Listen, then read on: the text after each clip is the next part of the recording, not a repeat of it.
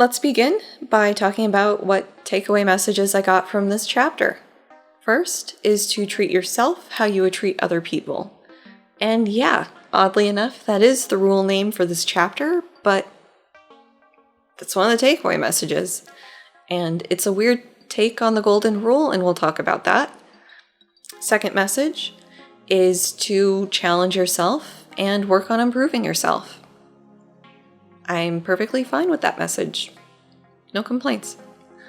Third is that chaos and order are behind everything. Everything you do, everything you say, everything you think, it's always there in some balance, just doing things. So yes, we will definitely talk about that. If rule 1 was what from me, rule 2 got a lot of ugh, with a side helping of what?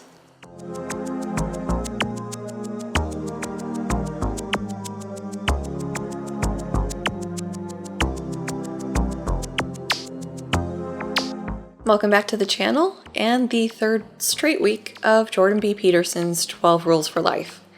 And I might have to take a break and do a different topic after this rule because whoa. Also, I will point out now that because this chapter was kind of longer than the other chapters and there was a bit to talk about, splitting this into two. It's too much for one video. No. I won't rehash a lot of the things I've said in the previous weeks, but I will point out if you're new to this that I do have a stylistic way of doing things. So in this format, I will present Peterson's arguments as they are, summaries of sections of the book, maybe even quotes from the book, and there will be my interpretation, responses, and critiques. We'll also be checking some references because that was an absolute minefield in Rule 1. Something I will do different from Rule 1 is not go on and on and on about the citations. It's a problem. It's still a problem in this rule, but I'm not going to harp on it quite as much because in editing the video, I was just like, okay, we get it. The references suck. He's not quoting the right thing. What does this have to do with anything? So, if you felt that way too, I'm going to not try to harp on that as much. I will call attention to weird references or weird interpretations of references, but I'm not going to keep beating a dead horse into a pulp here. I am still using Peterson's section names as the breakup points in this video, and that will actually be a point of contention at one point, so great. Without further ado, let's get into Rule 2 of the 12 Rules for Life by Jordan B. Peterson, which is to treat yourself how you would treat others that you are responsible for.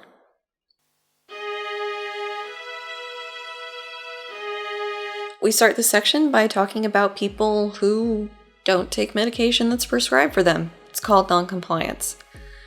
And Peterson references a paper that I can't get my hands on in time. Surprise. I actually have a really good hookup, so that is surprising. I can see the abstract. So, in this reference, I guess about a third of people who are prescribed a prescription medication won't ever fill it. And that's in the abstract. And then Peterson says that another third will get the medication prescribed, like they'll get it filled, but then they won't take it. And then I'm assuming that other third takes their medications like they should be.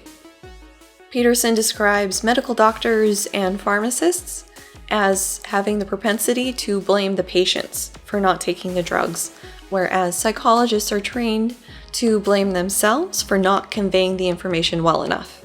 Complete side note, this discussion contains the second smiley face I've seen in this book, and it's giving me some cognitive dissonance, because on the one hand, I feel kind of like, oh you, with Peterson when he puts in a friggin' smiley face in the book, but it's contrasted with the actual content of what I'm reading. So there's a bit of dissonance happening there.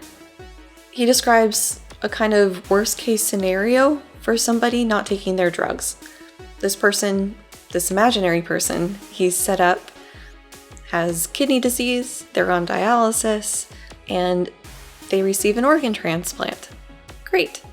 But they need to take the anti-rejection drugs to make sure that their body doesn't reject this new kidney. And they don't. He actually made me laugh here. I'm not gonna lie, he made me laugh. So he's talking about how much time people spend on an organ transplant list, and he says, only a minority of people donate organs when they die, and even fewer when they're still alive. Reading through it again, I'm not sure it was meant to be a joke because, yeah, you can donate kidneys when you're alive, and yeah. But on the initial read through, and still with it, I'm thinking of the organ donor part of The Meaning of Life by Monty Python. And if you don't know what I'm talking about, pause this video, go watch beginning to end all of the Monty Python videos. So starting with The Quest for the Holy Grail, up through Meaning of Life. Yeah, it's the last one, but I promise you it will be worth it. And you'll get this joke. Peterson goes through a couple reasons or explanations for why this person isn't taking this medication that's critical for their kidneys' survival. So first is that they may be isolated from friends, family, community, and this makes it harder for them to get the drugs. Or maybe they are suffering from a bunch of other medical conditions, and that makes it difficult. Second train of thought he had here is maybe the person is cognitively impaired or depressed. I'm not sure why these are the same train of thought for him, but whatever. The third reason he gives is that the person might not trust the doctor, and if you don't trust the doctor, the odds of you complying with what medications they prescribe drop way down. Or the person might not understand the importance and the significance of the drug that they're receiving. Being told, yeah, these are anti-rejection drugs, make sure you take them, is a lot different than, hey, so these are anti-rejection drugs? They're going to keep that new kidney in you working. If you don't want to go back on dialysis, you need to take these drugs. The final explanation he gives is that of cost. I was happy to see this included because the healthcare system does work different in Canada, although prescriptions can still be costly up there. It's just not quite the mess that it is in the US. I'm glad he touched on the cost of drugs because that is just something that needs to be fixed. We'll just leave it at that. But I'm surprised he didn't touch on side effects. So as a person with bipolar, anxiety, OCD, and a nerve issue, atypical trigeminal neuralgia, if you're curious, I have been on a bunch of medications trying to find ones that will work. I've had a lot that didn't work because of side effects. So some have given me muscle twitches. Like I discovered I could move my ear because of a drug I was on in middle school. Others have made me lose my hair. The worst was a drug that basically obliterated my platelets. Like I was told by my doctor when he got the test score result back on it, don't get in a car accident. Great. So, side effects are absolutely a reason why people don't take drugs. They're not fun. And if you don't think the cost-benefit analysis is in your favor, you're not going to take the drug. And I imagine if it was something like an anti-rejection drug, I might be able to better deal with the side effects, but I haven't been there, so I can't say. And I would think this would be something that would be important and relevant to him as a clinical psychologist, because this is a huge reason why people with schizophrenia stop taking drugs. These side effects on the antipsychotics are just not good. And if somebody thinks, okay, I'm doing well enough, I'm going to stop taking the drugs because they make me feel awful, and they go back and have another schizophrenic episode, like, this is an important thing to consider, and it's just, I'm not sure why he didn't include it here. Then he changes the situation. Instead of a person being sick and needing to get medication for themselves, it's now their pet that is sick, needs to see the vet and be medicated to get better. It is difficult to conclude anything from this set of facts except that people appear to love their dogs, cats, ferrets, and birds, and maybe even their lizards, more than themselves. Couple things here. So, of course, there's no citation for this idea that people will take their pets to the vet when they're sick and that they will give them medication, or that the people who don't take medication themselves will take their pet to the vet and medicate them. No citation here. I'm not buying it. Anecdotally, I've only seen this the other way around, where people will take themselves to the doctor and medicate themselves, and the pets will go when they can.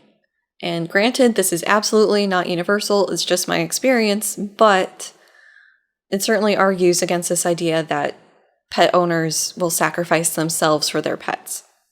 Growing up, money was tight in my house. We had pets, a couple cats, and then a dog eventually. And if I got sick, I was taken to the doctor and I was given the medication that was prescribed.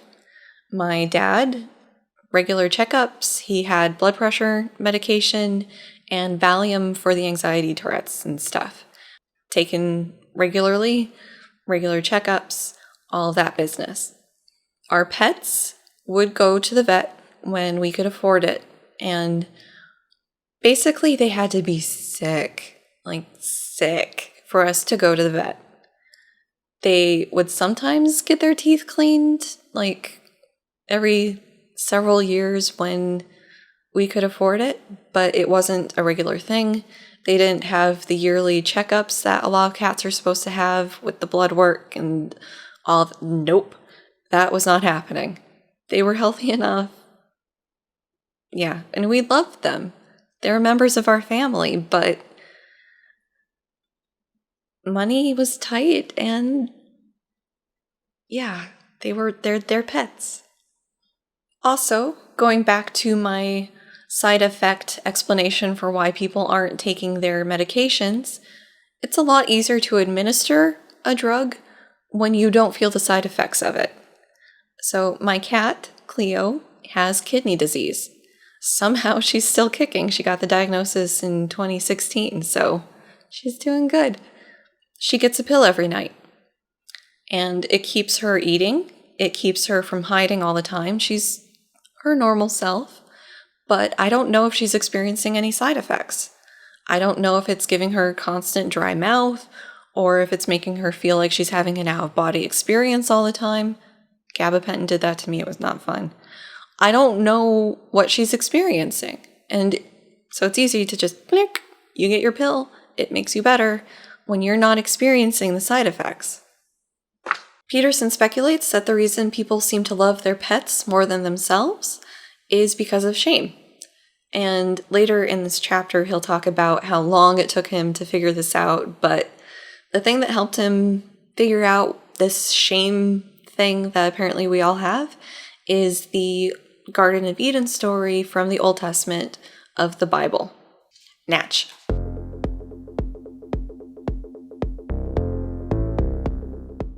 So we're not even into the content of this section yet, and I'm already complaining.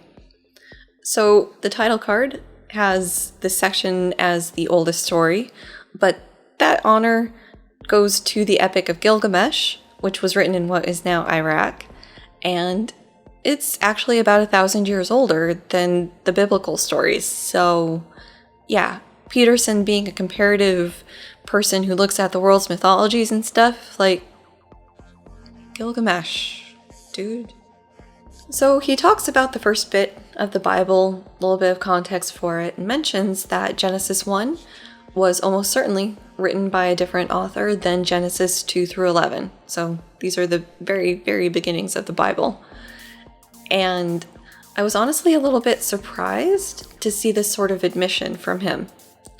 And I really shouldn't be, but I think it's just the crowd that he runs with sort of set my expectations there. So, sorry. Peterson says that we have to understand some ancient assumptions in order to be able to understand Genesis 1 where it's coming from, and what it's trying to convey.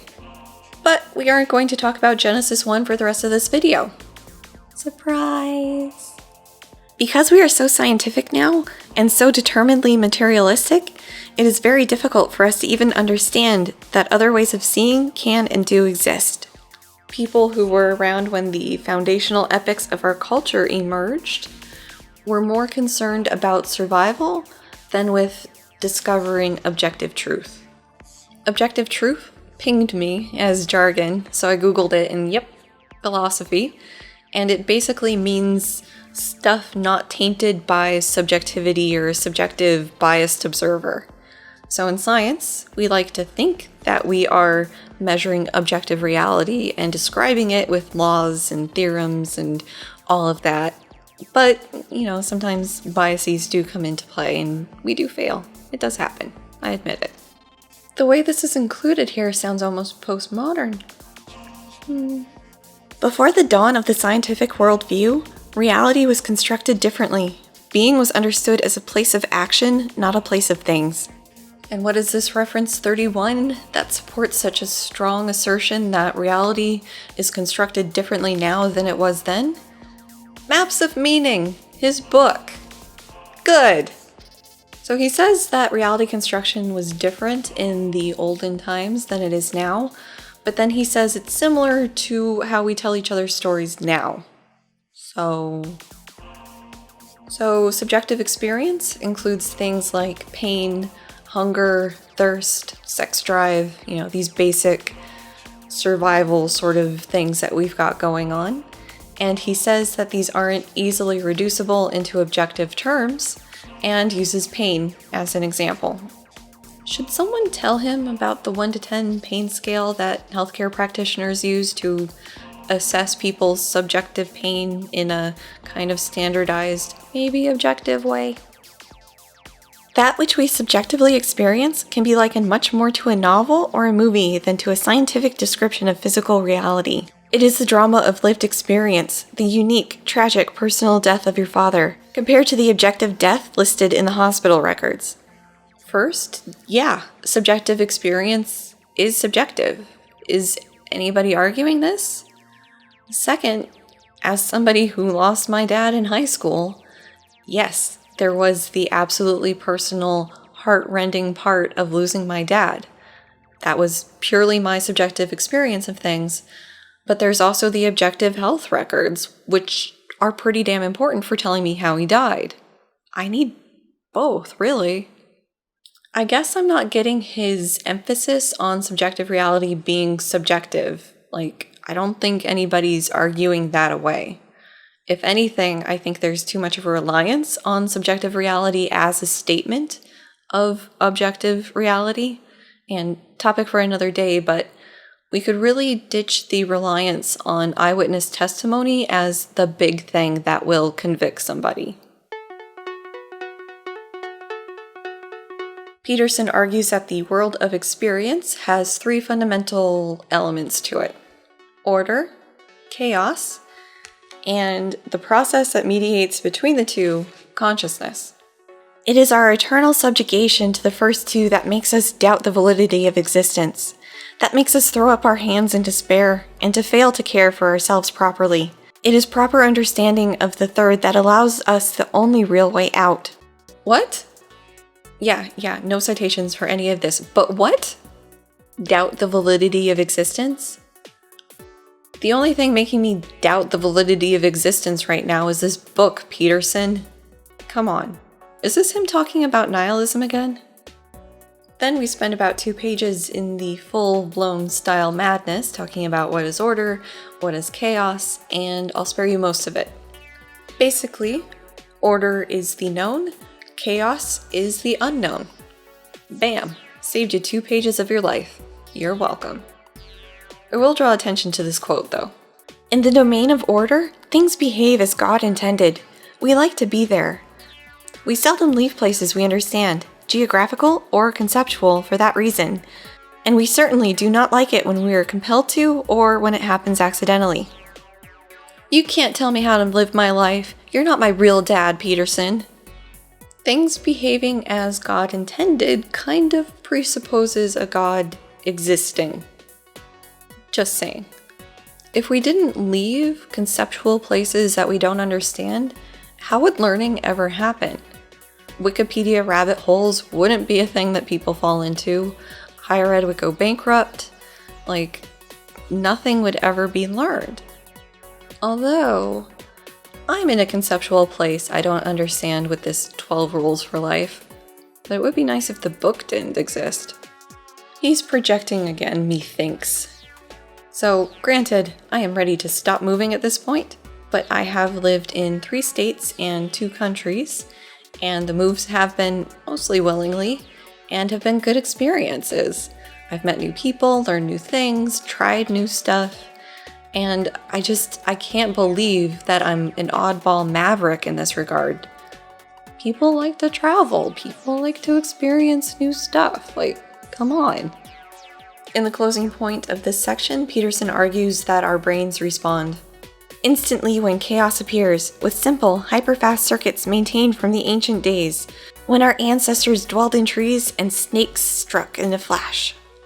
We'll spend some time talking about brains in the next section, but I guess snakes are slower now than they were when our ancestors were arboreal. We start this section with the assertion that order and chaos aren't things, because things exist in the objective world.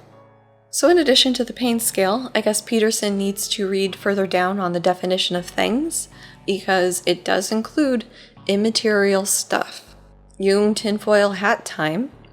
I think in saying that order and chaos are something that we all experience and we all innately know and it's universal, it could arguably fit into Jung's collective unconscious that is shared by our species.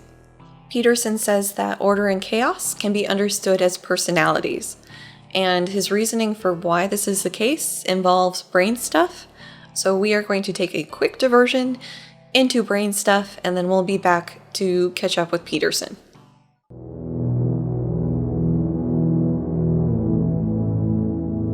Different stimuli take different amounts of time to process and respond to. On the fast end, we have reflexes.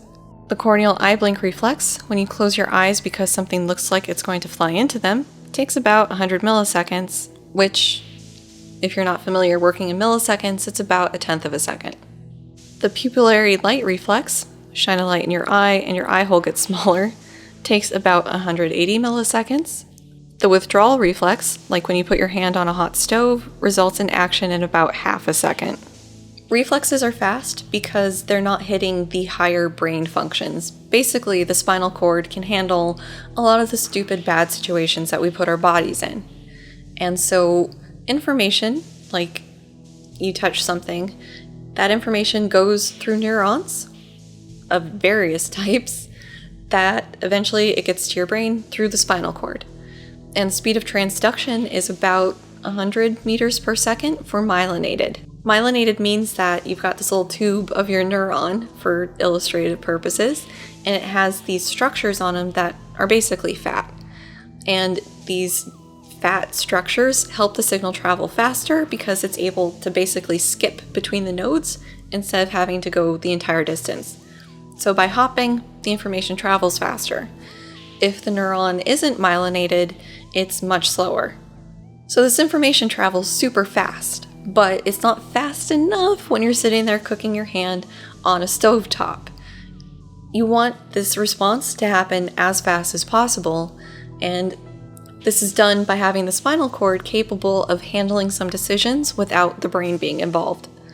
And actually, like when you go to the doctors and they do the little reflex tests, they want you to kick a little bit when they hit your knee, but not too much, because that means that this response is having appropriate damping down from the brain.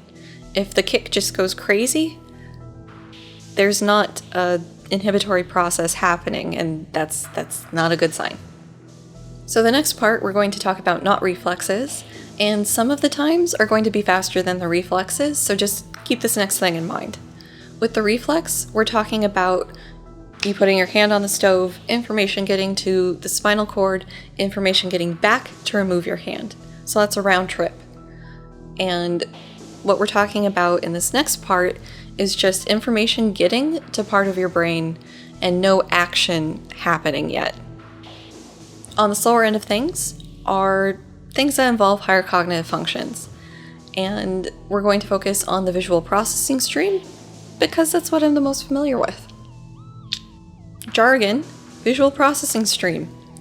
So when you see something, that information goes through known routes in your brain in order for it to make sense. So that's what we're going to be talking about.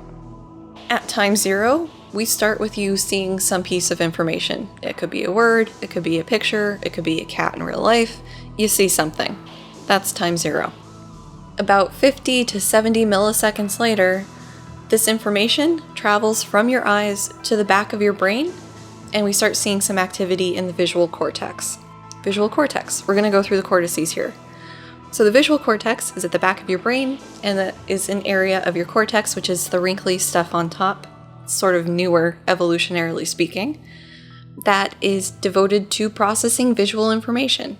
And there's a lot of information there on how that works, but just know visual cortex. The other sections of the cortex are the parietal, temporal, and frontal lobes, or cortices. So parietal basically focuses on where your body is in space, where objects are outside of you, touch information that your body receives, that type of stuff. The temporal lobe focuses on the what instead of where. So face and object identification happens here. Language processing, for the most part, happens here. Memories are stored here-ish and in an older structure called the hippocampus. But basically the what information is here.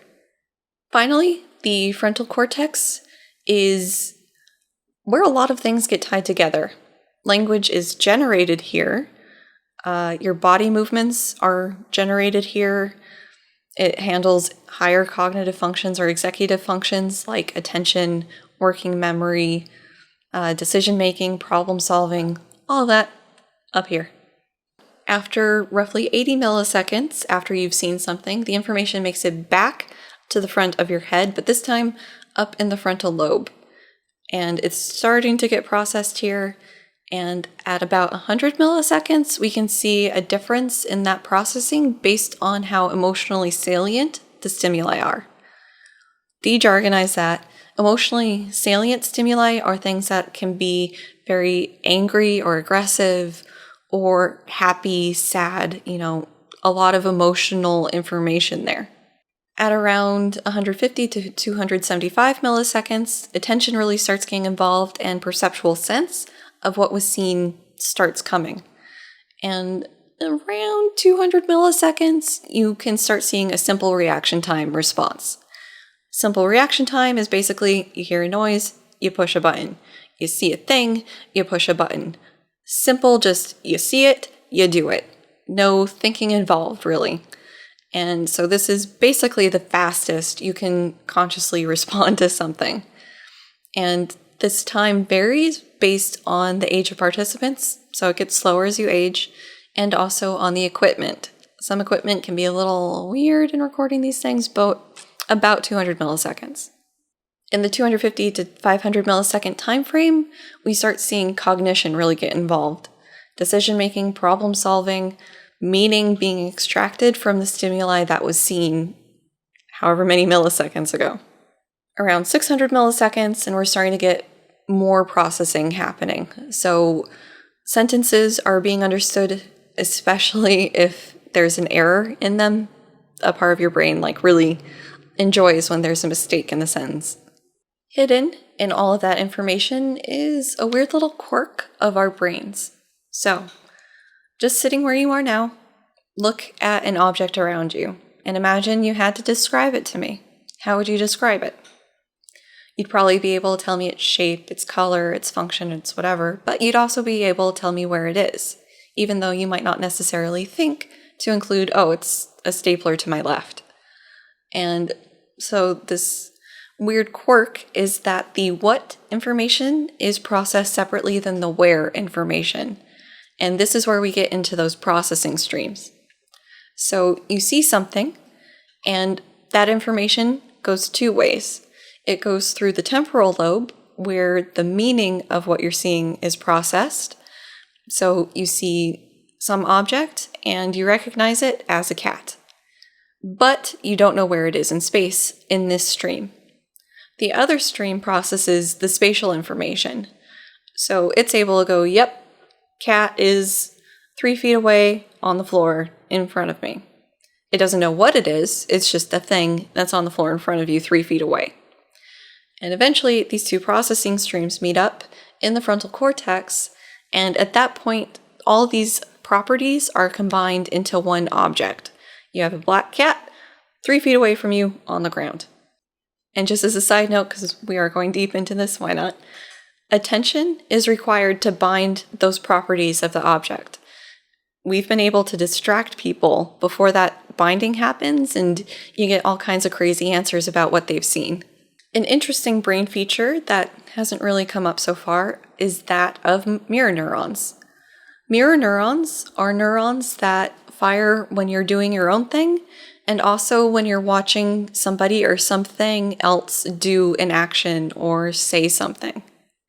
And so it's been speculated that mirror neurons help us learn skills faster, where we learn by watching instead of doing, could help with theory of mind, which is realizing that other organisms don't have access to what's in your head, and that they have their own needs, wants, and goals, and maybe even be used to figure out others' intentions. Some neuroscientists have argued that these could be the support for empathy, but a lot of this is early spitballing by the neuropsychologists and cognitive scientists and everybody else involved, because we've only known about these things for 30 years. These are a relatively young discovery, and we're still trying to figure out what they mean.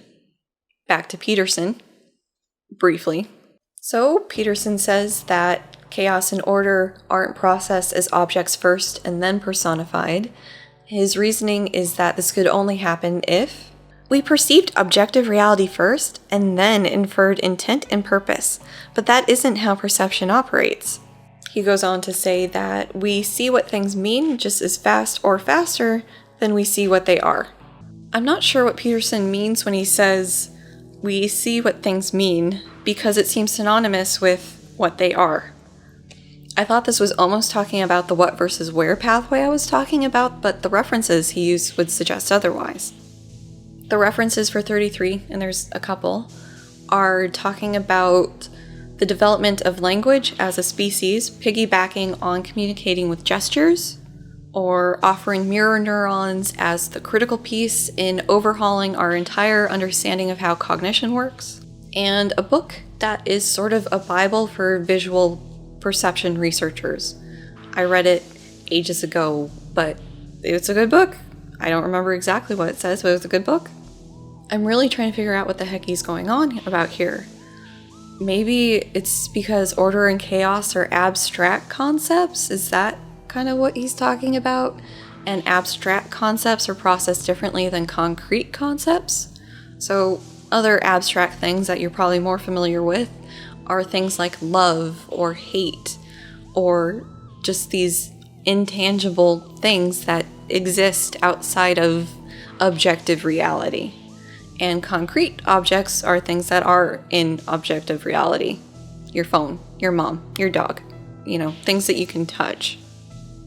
Bottom line here, chaos and order, in my opinion, are abstract concepts. And sure, we can probably personify abstract concepts. I guess we've got Cupid for love, so sure. But with how impenetrable and vague a lot of this writing is, I'm having a hard time finding the footing to really argue back or engage with his ideas here. And I'll even mention that as I was struggling through this, just like, what does he even mean? My husband chimed in with, no white lab coat wearing scientist thinks of the world in terms of chaos and order. I'm like, even for entropy? And he's like, even for entropy. He's a physicist, so I'm kind of gonna take him at his word there. This whole paragraph, I don't know what he's trying to say. If he's making the distinction between perceiving objective reality versus intent and purpose, what's subjective reality? Arguably, any perception is subjective. You have objective reality going through a bunch of biological filters before going through a biological process that is subjectively experienced by the person. It's a subjective experience of objective reality, any way you slice it. And then it hit me. Order and chaos. He's talking about archetypes here. And everywhere else in the chapter with this whole categories business, it's archetypes. And that's why it's not working. He's trying to fit a square peg in a round hole with this. Jung's approach was never meant to be scientific. He was happy it wasn't. And so trying to overlay all of these scientific findings on something that's a lot of woo, it's not going to mesh well. Briefly, if this is the first you're hearing of archetypes are shared patterns of behavior or images or knowledge. These are proposed to be housed in a part of your mind, your personality, known as the collective unconscious, which is shared by humanity. And these include things like the masculine ideal or the feminine ideal, order, chaos, or things like a hero's journey, which is something that somebody has to go through in order to become a whole, complete person. Not a lot of great, hard scientific evidence to support this theory. Peterson goes on to say that we personify the objective, non-living world because of the operation of what psychologists have called the hyperactive agency detector within us. Basically, we tend to assume that things have sentient agency, sort of like your car breaking down and like, why is it doing this to me? Does it hate me? That sort of thing. And the reference he cites here, reference 35, is actually a book called Why Would Anyone Believe in God? And this book argues that we have this innate drive to personify stuff, and that this drive could maybe help explain why religions exist, because we just go around personifying stuff. That is a huge summary of a book, but it's the basic gist. And because we are a social species, Peterson argues that the most important thing for us, historically speaking, weren't things like the weather or plants, but personalities. I don't know. A person can get by pretty good by themselves without other personalities around to annoy them. But if the weather starts shitting on them or their food supply up and dies, they're in trouble. And I imagine that Peterson would argue that with our propensity to personify things, that the weather and the plants would be personified, so this person would still be dealing with personalities. But if he's going to argue this, I want some data to back it up. Demonstrate that people preferentially process objects as things with personalities instead of just objects. This all sort of reflects the dark side of evolutionary psychology, where if you're not careful, it can become basically just so stories of why we are the way we are. Just, why do we behave the way we do? Oh, it's because of this and this other thing. And you need to have solid theories and solid data to be able to make claims about why we are the way we are from an evolutionary perspective. And it's very easy to just, because we are, and this is the reason why, and there's no data, we don't need it. The statement from Peterson also feels a bit unfalsifiable. So there's a statement from him, my counter-argument, he counter-argues that it's still correct because of whatever. I have a counter-argument. He has another counter-argument that he's still correct because of some other thing, and it's a lot of things kind of pulled out of his ass, and I don't like it. The personalities that we've evolved to perceive have been around for as long as we have, and of course, they are in a hierarchical configuration. And he doesn't cite this point, so I had to check, but apparently, sex, like male-female kind of, has been around for a long time. Like, long time. Unicellular life, long time. And so in looking into this, unicellular life can have sex, a sex, I guess you should say. Basically, Like the paper I found was talking about like algae. Some types have a gene turned on and they produce kind of sperm, and others have a gene turned off and they receive the sperm, and that's roughly how they make the sex. And it's suggested that this has been going on for a very long time, like a billion plus years of gene on, gene off, making babies. Peterson argues that child rearing didn't occur until mammals came onto the scene, but evidence seems to suggest that dinosaurs did have some parental instincts as well. I mean, we have evidence that they would brood their young and take care of them, that they roamed in herds, and it seems like they did try to raise their young. So, yes, dinosaurs and mammals were kicking it around the same time, but mammals weren't the first. Anyways, he says that in the time that we've been around, categories such as male, female, parent, child would be features of the environment that we would be adapted to. Big thanks to Donald Johnson here, commenter extraordinaire. Peterson would be correct in including behavior as an external environmental feature that a person would have to contend with if he's defining the environment as everything external to that person, but it would be incorrect if you're defining the environmental factors or environmental features as things external to a group of organisms. So I'm pretty sure we can tell which way Peterson leans with this, and I'm kind of more inclined to go with the other. Peterson says that male, female, mom, dad, child are categories that are deeply, deeply rooted in our perception and our cognition. My epiphany from earlier comes into play here. Male, female, mom, dad, child, all of these are archetypes, and I'm pretty sure that anytime he's talking about categories, he's actually talking about archetypes. And all the pieces fall into place. Building on the work from one of Jung's students, Peterson argues that the most fundamental category that we have is biological sex, with the possible category members of male and female. And then we spend about a page doing order is this, chaos is that, now with masculine and feminine overlays. Chaos, the eternal feminine, is also the crushing force of sexual selection.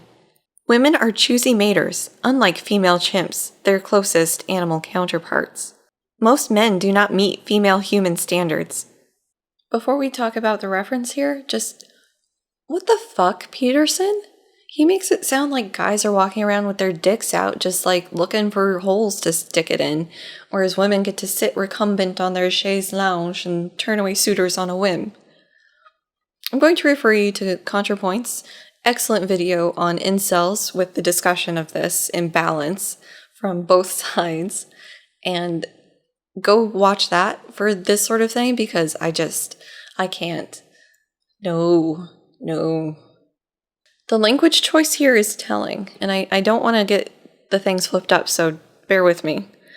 So the flip from women being women when they're compared against the chimpanzee females, their closest animal counterparts, not their. And he's saying that men don't meet female standards.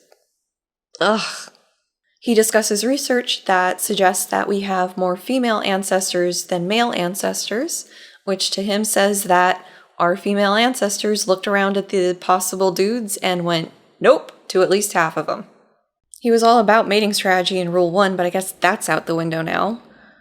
If you think about it for a second, it makes sense that the sex that is stuck with the huge investment of child rearing is going to be more selective. The one with this huge investment, assuming they live through childbirth, needs to make sure that they chose correctly. Because if they did choose correctly, they'll have a healthy offspring, but also hopefully somebody to help provide food and shelter and safety. Whereas if they chose incorrectly, they'll have none of those things. The less burdened sex in this can afford to just spread their seed, and they could potentially just stick and dip if they wanted to. They have no real burden to be there like the more invested sex does. So it makes sense that there'd be different mating strategies at play here. Just like the absurd statistics that some large chunk of the world is related to powerful men of the past, like Genghis Khan or Charlemagne. Those guys got mad puss, yo. It is woman as nature who looks at half of all men and says, no. For the men, that's a direct encounter with chaos, and it occurs with devastating force every time that they are turned down for a date. Oh my god, those choosy bitches. How dare they not accept every request that's made of them? Shouldn't the lesson from Rule 1 come into play here? You get rejected, stand up straight, accept that life's not always going to go your way, and move on with some dignity. Peterson argues that women's choosiness made us, and I'm not sure how inclusive this us is, the world-upturning creatures that we are. I say I'm not sure of the inclusivity here because the traits he lists are creative, industrious, upright, large-brained, competitive, aggressive, domineering creatures that we are. So some of those traits absolutely could apply to anybody, but given the context of Rule 1, with the competitive, aggressive, domineering lobster males, I kind of think he's not talking about women here. And then there's a reason people like to use bucko sarcastically with Peterson. It is nature as women who says, well, bucko, you're good enough for a friend, but my experience of you so far has not indicated the suitability of your genetic material for continued propagation. Now, I haven't seen much of The Big Bang Theory. Hate it with a burning passion if I'm honest. But this sort of sounds like something Sheldon would say. Maybe that's a point. Bucko. We move on to talking about religious symbols and icons that draw their power from this divide between the masculine and the feminine categories. These include the Star of David, Hindus' Yoni and Lingam, ancient Egypt's Osiris and Isis, although Peterson calling Isis the goddess of the underworld is a bit not fully representative, and so on and so forth. Then he makes the interesting assertion that the brain's two hemispheres reflect this divide between order and chaos categories or masculine and feminine categories because of something a student of a Russian neuropsychologist said, where he said that the two hemispheres basically divide between what's routine and what's novel. Yes, just like basically anything else with bilateral symmetry and a brain, our brain is divided into two hemispheres, and there is some specialization in processing between those two hemispheres. For example, for healthy, right-handed people in a specific language task, the right hemisphere integrates new information with its surrounding context, and the left hemisphere instead tries to predict what sort of words should appear based on the context. So the right hemisphere isn't surprised when part of a sentence is random, but the left hemisphere gets in a tizzy when part of the sentence doesn't fit with the rest of it. Tying this back into Peterson's reference, I could see this experiment being used to support the argument that the right hemisphere is for novelty and the left hemisphere is for the routine. However, just because this sort of fits into that novelty versus routine differentiation doesn't mean that the order and chaos is true.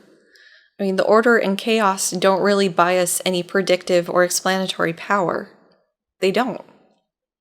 And apparently we can understand fairy tales like Pinocchio or The Little Mermaid because we have an innate understanding of order and chaos. Not because of language and the ability to communicate abstract ideas or kids' ability to imagine stuff. No. Order and chaos. That's it. Many things begin to fall into place when you begin to consciously understand the world in this manner. It's as if the knowledge of your body and soul falls into alignment with the knowledge of your intellect. This is the kind of knowing what that helps you know how. This is the kind of is from which you can derive an ought. The way is the path of proper being. The Taoist way is the same way as that referred to by Christ in John 14:6. I am the way and the truth and the life. In this manner. We were just talking about understanding fairy tales because of the masculine-feminine, order-chaos dichotomy. Is that the context he's talking about this in?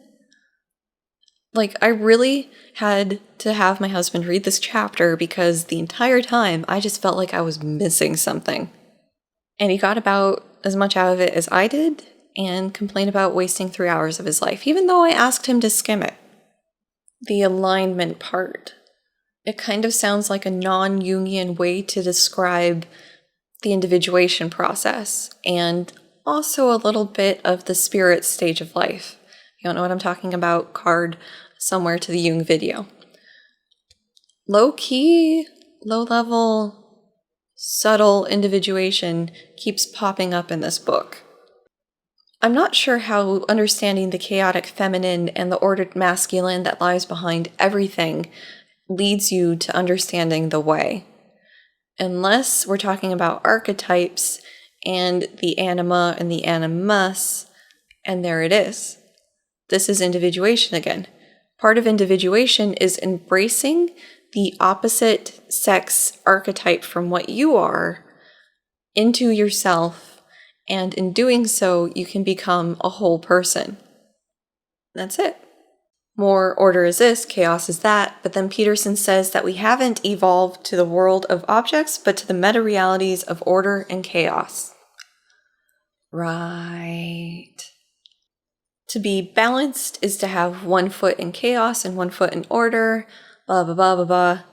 And if you are in this balanced state, then you'll be able to enter a flow state when you're fully engrossed in a task and be your truest self. This seems like a departure from Rule 1, where we were camping in the little order section in the forest of chaos. Now I guess we're dancing on the edge of the forest? Maybe surprisingly, I don't have a problem with the flow part of this. On my to-do list is a book called Flow, about flow, by a guy whose last name is Csikszentmihalyi. And it's an interesting idea. You're very engaged, you're at an appropriate level of difficulty, and time just seems to fly by. It's an interesting topic. Chaos and order are fundamental elements because every lived situation, even every conceivable lived situation, is made up of both. Surface level. Bruh, that's deep. Everything is order and chaos. Digging in. 1 word, falsifiability. These categories aren't falsifiable, at least the way he's described them. You have these 2 very fundamental categories that are deeply entrenched in our cognition and our perception, and they're a part of every experience we ever have. How do we know they're there, other than he says they are? How do you test this? Going beyond the surface of the statement, and it's kind of empty. Anyways, he says that no matter where you're from, we all have the same eternal truths. And what, pray tell, are these universal eternal truths? That everything is order and chaos? That we all die? What? Leaning into this deviation from the order camp of Rule 1, Peterson here says that we need to have both order and chaos active in our lives, and when they are, we can lead a meaningful life. Okay. Be sure to drink your Ovaltine. Another meaningless statement. And what does order and chaos needing to be in your life have to do anything with how you process information in your brain?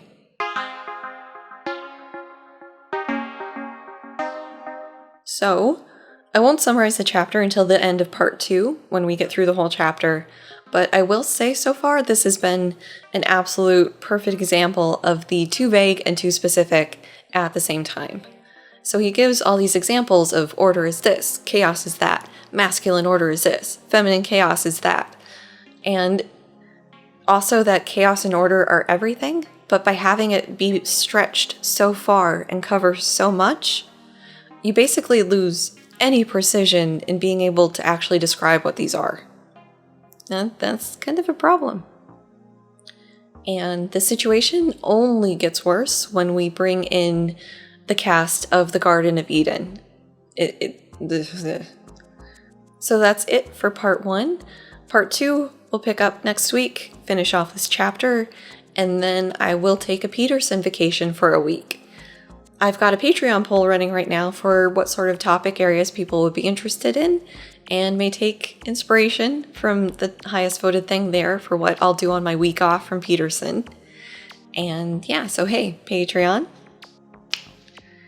Also, if you have any comments or questions, been having really great discussions on the YouTube comments or on Twitter. Links are in the description and also on the little thingy at the end of the video. And yeah, see you guys next week. Bye.